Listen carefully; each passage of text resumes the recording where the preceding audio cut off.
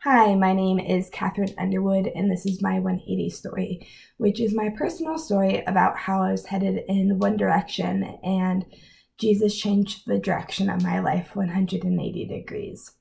My story starts out when I was young. I was raised to believe in God, and my family went to church most Sundays, but that was the extent of of religion in our family. From a young age, I dealt with migraines. I was about 3 when I first started getting them, and they only got worse the older I got. When I was 12, I was diagnosed with chronic severe migraines, which I still deal with today.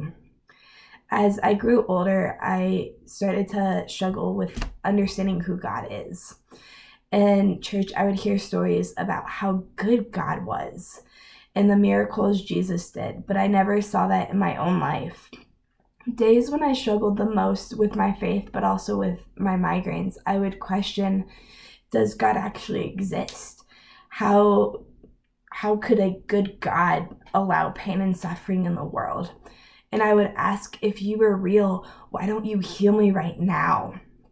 In middle school and high school, my family stopped going to church, and during this time, my migraines got worse.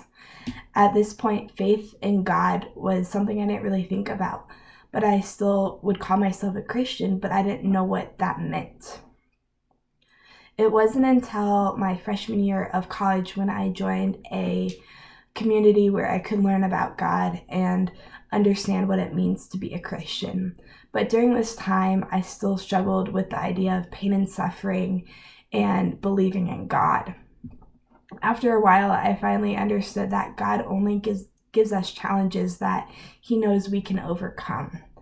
It took even longer to understand that there will be a day in my life where I don't feel pain, but only God knows when that day is.